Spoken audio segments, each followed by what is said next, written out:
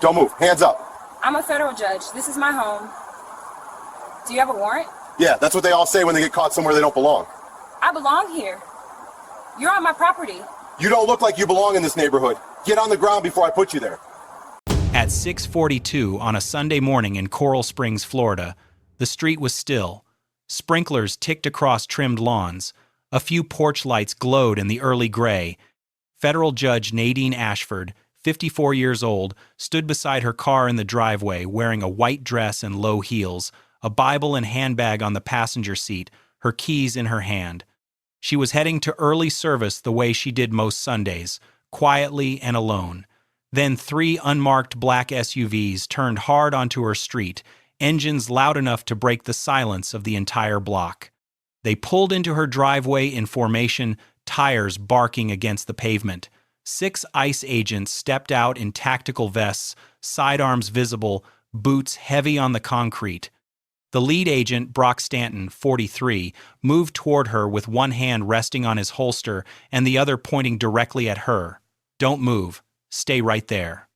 Ashford froze, keys still between her fingers. Behind Stanton, 5 agents fanned out across her property like she was a target in a raid. No one announced a warrant. No one stated probable cause. No one asked a single question before giving commands. What Ashford didn't know yet was that minutes earlier, Stanton had keyed his radio and told dispatch he was approaching a residence where the occupant, quote, "doesn't match the address."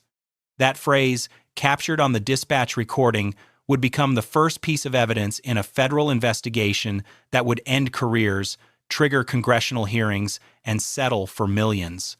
But in that moment, all Nadine Ashford knew was that 6 armed men had surrounded her in her own driveway, and not one of them saw a judge. They saw a black woman who, in their eyes, didn't belong. Nadine Ashford was not a woman the system had overlooked. She was one it had elevated because she had earned every step.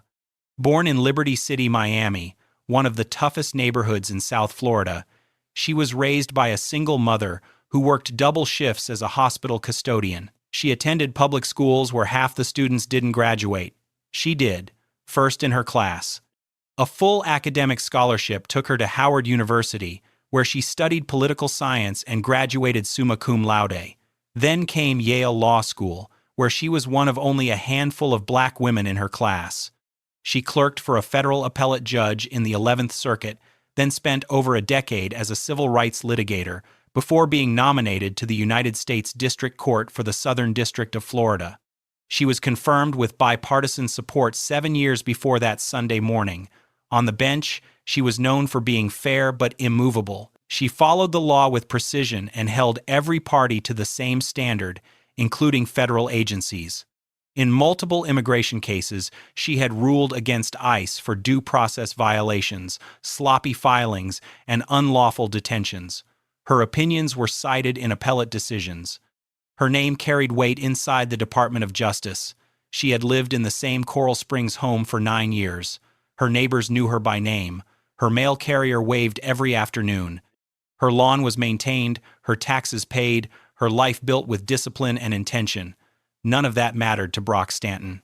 He didn't run her name. He didn't check the deed. He saw a black woman in a neighborhood that didn't fit his assumptions, and that was enough. Brock Stanton had been with Immigration and Customs Enforcement for 17 years, all of them stationed out of the Miami field office. He had built a career not on precision or professionalism, but on volume. High numbers, fast operations, minimal paperwork. Among colleagues, he was known as a cowboy, the kind of agent who moved first and justified later. He ran his unit like a patrol squad with no leash, targeting neighborhoods based on instinct rather than intelligence, stopping people based on appearance rather than evidence. His file told a story his supervisors had chosen not to read: 11 formal complaints from detainees and residents over the past decade, allegations of racial profiling, verbal abuse during stops, fabricated justifications entered into reports after the fact to cover baseless detentions. Every single complaint had been reviewed internally and dismissed, not investigated thoroughly, not referred to the Inspector General, dismissed. His supervisor, Deputy Field Director Vance Kellner, 51, had shielded Stanton for years. Kellner liked results. He liked agents who didn't hesitate, and Stanton delivered numbers that made the office look productive, even if the methods behind those numbers would never survive outside scrutiny. Kellner signed off on Stanton's reports without question, approved his operations without oversight, and praised him in performance reviews as, quote, one of our most effective field leaders. Among immigration attorneys and advocacy organizations in South Florida, Stanton's unit had earned a different kind of reputation. They called them the hunting party, not because of what they found, but because of how they operated, moving through affluent zip codes, stopping people who looked out of place to them, and building cases backward from assumptions rather than forward from facts. That was the man now standing in Nadine Ashford's driveway, hand on his weapon, voice raised, giving orders to a woman he hadn't bothered to identify. Stanton's first words were not a question. They were a command.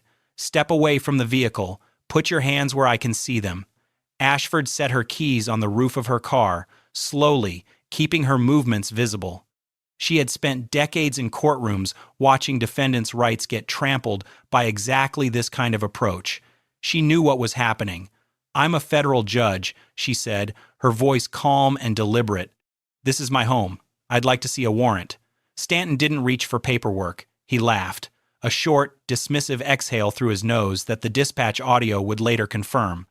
Behind her, Agent Luke Driscoll, 36, 6 years with ICE, positioned himself between Ashford and her front door. He didn't announce himself. He didn't explain.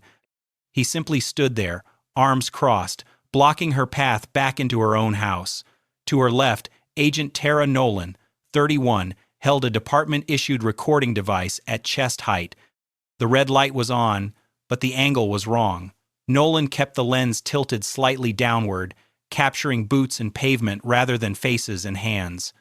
It would later be proven in the federal investigation that Nolan adjusted the camera's angle 3 separate times during the encounter, each time away from the moments of greatest force. Ashford asked again, "Do you have a warrant?" Stanton stepped closer. "Ma'am, warrants aren't your concern right now. What you need to do is cooperate, or this gets worse for you." She asked a third time, slower, louder, voice steady enough for anyone within earshot to hear. "I am asking you for the third time. Do you have a warrant to be on my property?" Stanton said nothing. Across the street, a door opened. Colonel Edwin Osei, 67, retired United States Marine Corps, stepped onto his front porch in a bathrobe, coffee in one hand, phone in the other. He had watched the SUVs arrive, he had seen the agents fan out, and now he saw his neighbor, a woman he had known for nearly a decade, standing surrounded in her own driveway with no explanation and no warrant. Osei raised his phone and pressed record. He didn't say a word. He didn't need to. The camera was steady, the angle was wide, and it captured everything Nolan's device was carefully avoiding. For several seconds, no one moved. Ashford stood with her hands visible, her posture still, her voice the only thing she offered. She had complied with every instruction. She had not raised her voice.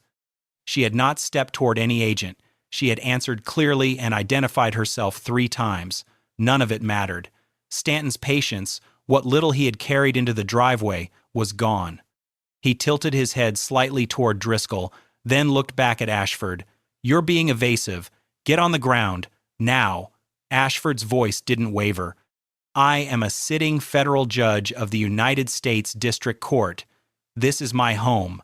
You have no warrant. This is an unlawful detention." Stanton moved before she finished the sentence. His left hand clamped around her right wrist. He twisted her arm behind her back with a sharp upward pull that made her gasp. Her heels slipped on the concrete. Her knees hit the driveway first, then her shoulder, then her forehead. The sound was hard and immediate, skin and bone against rough pavement. The white dress she had pressed for church tore at the knee. A line of blood appeared above her left eye where her brow had struck the ground. Driscoll was on her within seconds, pinning her left arm flat, while Stanton wrenched the right one higher and snapped cuffs over both wrists. Nolan stood 6 feet away, Department camera still running, still angled low, still capturing nothing that mattered. She did not speak. She did not intervene. She did not move. Then the front door opened. Elijah, 14, Ashford's grandson, stood in the doorway barefoot, wearing pajamas. He saw his grandmother face down on the concrete, blood running down her temple, two men kneeling on her back, her church dress stained and torn. He screamed, not words, just sound. The kind of sound a child makes when the world stops making sense. Stanton's head snapped toward the door. He pointed one finger directly at the boy. Get back inside or you're next. Elijah stumbled backward into the house. The door stayed open. From across the street, every frame of it was being recorded. Colonel Edwin Osei had not moved from his porch. His phone was steady, in his right hand, held at eye level, the camera capturing a wide, unobstructed view of the entire driveway. The audio was clean. The angle was unbroken. He recorded Stanton's commands. He recorded Ashford's calm, repeated identification of herself. He recorded the grab, the twist, the moment her face hit the pavement. He recorded Driscoll pinning her arm. He recorded Nolan standing still with her camera tilted toward the ground during the exact seconds the force was applied. And he recorded the moment Stanton pointed at a 14-year-old boy in pajamas and threatened to arrest him for standing in his grandmother's doorway. Osei's hands didn't shake. 30 years in the Marine Corps had trained that out of him a long time ago. Behind him, through the screen door, his wife Grace was already on the phone with 911. There are federal agents assaulting our neighbor, she said, her voice tight but clear. She's a federal judge. They have her on the ground in handcuffs. She's bleeding. There's a child in the house. The dispatcher paused. Ma'am, did you say a federal judge? Grace repeated it. Yes. Judge Nadine Ashford, Southern District of Florida. She lives across the street. They're hurting her right now. The call was logged at 6:51 a.m., 9 minutes after the SUVs had arrived.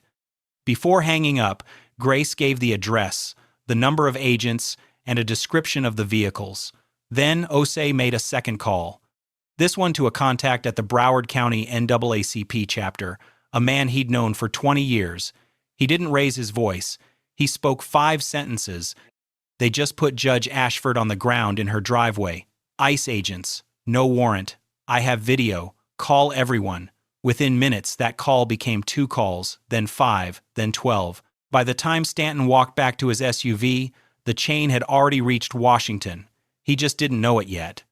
They left her on the ground for 28 minutes.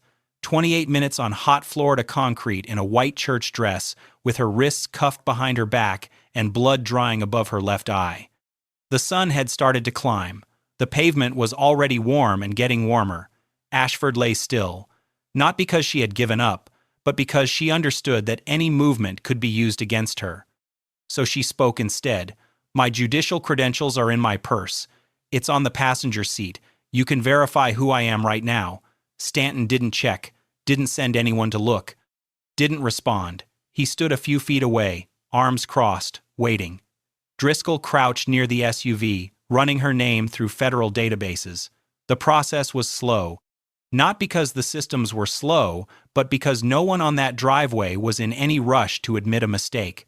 While they waited, Driscoll said something Osei's phone picked up with disturbing clarity.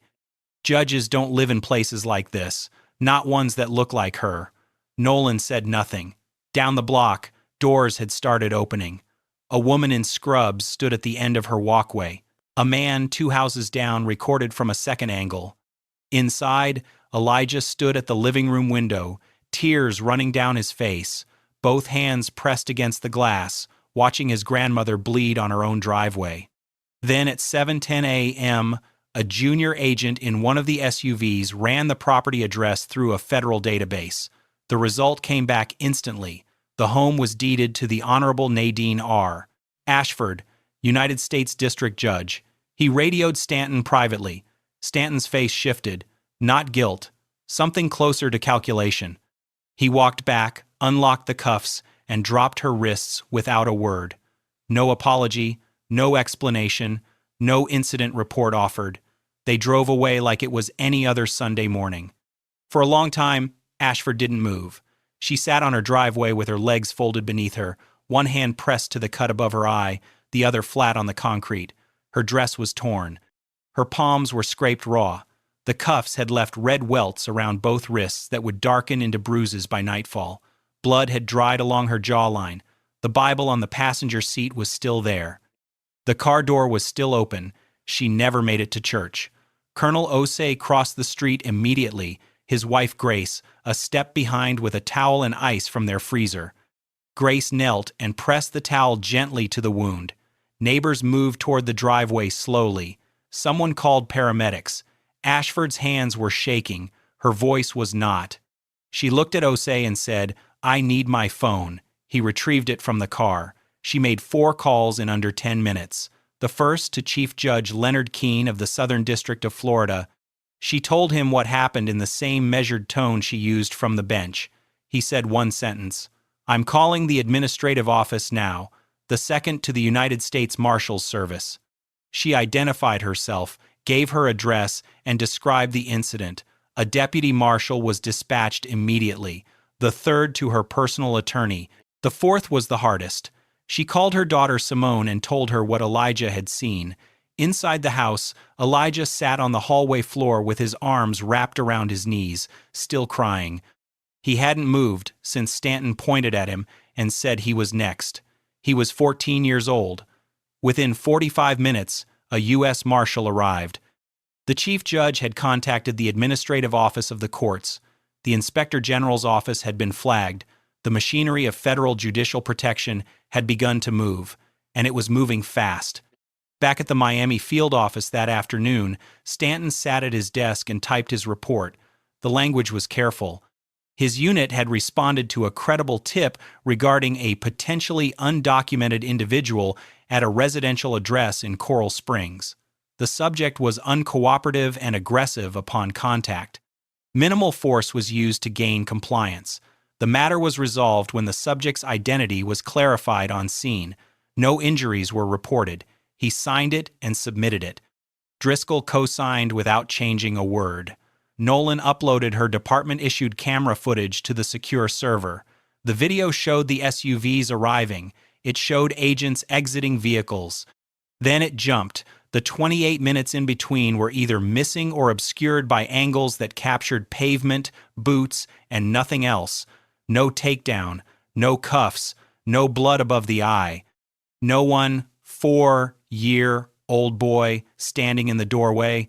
No finger pointed at his face. Kellner reviewed the file that evening. He read the summary, scanned the footage timestamps, and initialed the report without a single follow-up question. No request for additional footage, no interview with the subject, no cross-reference of the address, just a signature and a closed file. None of them knew about Osei's video. None of them knew Grace had called 911 at 6:51 a.m. and identified the woman on the ground as a federal judge. None of them knew the U.S. Marshals had already been contacted. None of them knew that by the time Kellner initialed that report, the Chief Judge of the Southern District of Florida had already made calls that couldn't be undone. They filed their version of the story and went home thinking it was over. It wasn't. Within 48 hours, Osei's video had traveled further than any of them could have imagined.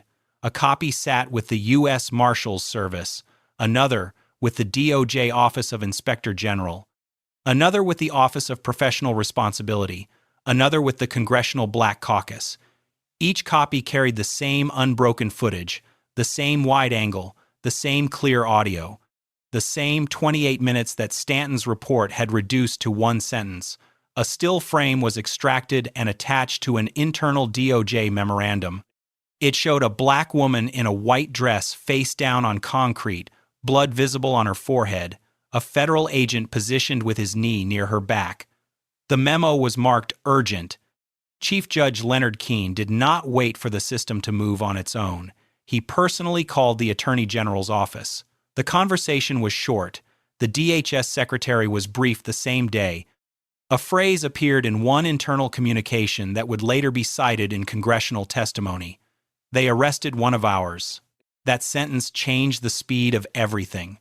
ICE leadership in Washington went into immediate damage control. Within hours, Stanton, Driscoll, and Nolan were placed on administrative leave. Their badges were collected.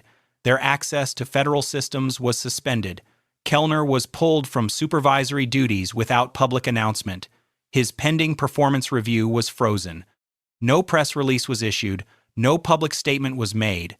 But inside the Department of Homeland Security, the silence was louder than any headline, because they had seen the video. They had read the report Stanton filed, and they knew those two things told completely different stories. DOJ and OIG investigators arrived at the Miami field office within a week. They did not come to ask questions. They came to pull files. Every operation Stanton's unit had run over the past 4 years was extracted, cataloged, and reviewed. The pattern was immediate and damning. Of all stops classified under credible tips, 84% targeted Black and Latino residents in affluent neighborhoods. The tips themselves were often anonymous, unverified, and in several cases fabricated entirely by agents to justify patrol routes through wealthy zip codes where minorities lived. 12 prior incidents mirrored the Ashford arrest almost exactly. Residents detained in their own driveways or front yards, ordered to prove they lived in their own homes, questioned without warrants, held without cause. Not one of those 12 people was ever charged with a crime. Not one incident resulted in disciplinary action. Then investigators compared Nolan's department camera footage with Osei's recording frame by frame. The timestamps aligned. The angles did not. At 3 separate moments during the encounter, Nolan had adjusted her camera away from the action. Each adjustment coincided precisely with a moment of escalation. The grab, the takedown, the threat to Elijah. Investigators concluded the angle changes were deliberate and constituted evidence tampering. But the most damaging discovery came from internal emails. A chain between Stanton and Kellner spanning 2 years showed Kellner advising agents on language, how to frame reports, which words triggered OIG review flags and which ones didn't, how to describe force as compliant-assisted positioning, how to classify racial stops under community safety protocols. One email from Kellner read, "Keep it clean on paper and nobody looks twice." That email would be read aloud in a federal courtroom less than a year later. The Congressional Black Caucus held a press conference on a Tuesday morning in Washington. Behind the podium, a screen displayed a single still frame from Osei's video. A black woman in a white dress, face down on concrete, blood on her forehead, 2 agents above her. The image played on every major network within the hour. It was shared millions of times before sundown. Congressional hearings were announced the same week. Ashford was invited to testify. She declined. Instead, she issued a written statement that was read into the record and reprinted in full by every major outlet. "I do not seek attention. I seek accountability. What happened to me happens to Black Americans every day, except most of them are not federal judges, and most of them do not have a neighbor with a camera." The statement landed with the weight of a ruling from the bench. It was precise, it was measured, and it left no room for rebuttal. Advocacy groups filed FOIA requests targeting ICE field office operations across the Southeast. Op-eds flooded editorial pages. Legal analysts dissected the case on cable news. Civil rights organizations called for a full restructuring of ICE oversight protocols. And then the calls started coming. Former detainees who had encountered Stanton's unit began reaching out to attorneys. People who had been stopped in their own neighborhoods, questioned without cause, held without explanation, and released without apology. People who had filed complaints that went nowhere. People who had been told by the system that what happened to them didn't matter. Now they had a name attached to a pattern. Now they had video. And now, for the first time, someone was listening. The outcomes came fast. Agent Brock Stanton was terminated for excessive force, falsifying federal reports, civil rights violations, and conduct unbecoming a federal officer.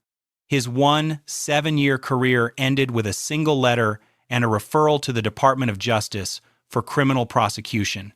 His badge was collected, his credentials were revoked, his name was flagged in every federal employment database.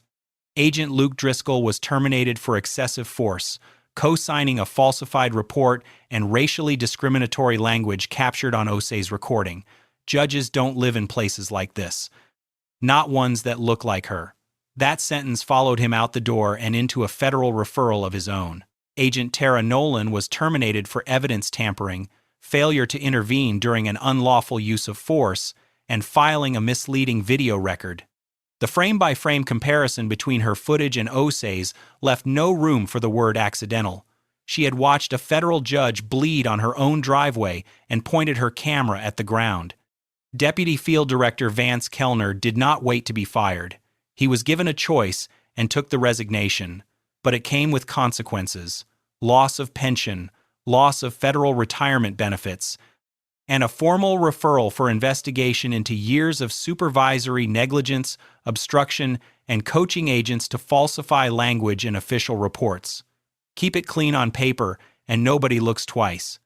That email alone would have ended him. 6 additional agents from Stanton's unit were placed under active investigation. 3 were suspended pending review. The Miami field office was placed under a federal consent decree requiring independent oversight of all field operations, real-time review of use-of-force incidents, and civilian auditing of agent complaint records. The hunting party was finished. Judge Ashford filed her lawsuit in the same federal courthouse where she sat on the bench. The suit named ICE, the Department of Homeland Security, Stanton, Driscoll, Nolan, and Kellner, each individually and in their official capacities. The claims were precise: unlawful arrest, excessive force, Fourth Amendment violations, racial profiling, assault, intentional infliction of emotional distress, and a separate claim filed on behalf of her grandson Elijah for psychological trauma suffered by a minor witness who watched his grandmother forced to the ground and was threatened with arrest in his own home. The government moved to settle quietly. The first offer came within weeks. Ashford rejected it. A second offer followed. She rejected that too. Her attorney made her position clear. This is not about a number. This is about a record. The case settled for $4.7 million, but the money was not what made the agreement historic. Attached to the settlement were mandated national reforms to ICE field operations, independent review of all warrantless stops, mandatory recording protocols using tamper-proof body cameras, a publicly accessible database of agent complaint histories, and required retraining on constitutional rights, racial bias, and use-of-force thresholds across every domestic field office. Separately, the criminal cases moved forward. Stanton and Driscoll were indicted on federal civil rights charges. Nolan entered a guilty plea to evidence tampering and received 14 months in federal custody. Driscoll was convicted and sentenced to 3 years. Stanton went to trial. He maintained he had acted on a credible tip and followed protocol. The jury watched Osei's video, read Stanton's report, and deliberated for less than 4 hours. Guilty. 5 years in federal prison. The gavel satisfying a debt his badge never could. 6 months later, Judge Nadine Ashford walked into her courtroom in the Southern District of Florida. The gallery was full. When she appeared through the side door in her black robe, every person in the room stood. Not because the bailiff told them to, because they chose to. The applause lasted nearly a full minute. Ashford said nothing about it. She sat down, adjusted her glasses, and gavelled the room to order. The docket moved forward. She didn't reference the driveway. She didn't reference the blood, the cuffs, the 28 minutes. She didn't need to. Everyone in that courtroom already knew. Colonel Edwin Osei was honored by the NAACP at their annual gala for his role in documenting the arrest. He accepted the recognition in a dark suit, standing straight the way a man does after 30 years in the Marine Corps. He kept his remarks short. "I didn't do anything extraordinary. I picked up my phone. That's all it takes." Elijah began seeing a therapist twice a week. The nightmares came less often now. With his grandmother's encouragement, he started a school project on civil rights and accountability. He presented it to his 8th grade class with a steadiness that surprised his teachers. In Washington, the Ashford case became required training material for every incoming DHS field agent. A framed quote from her written statement was mounted in 3 federal courthouses across the country. The law does not ask what you look like, it asks what you did. Back in Coral Springs, on a quiet Sunday morning, Ashford pulled into her driveway. She placed her Bible on the passenger seat, started the engine, and drove to church.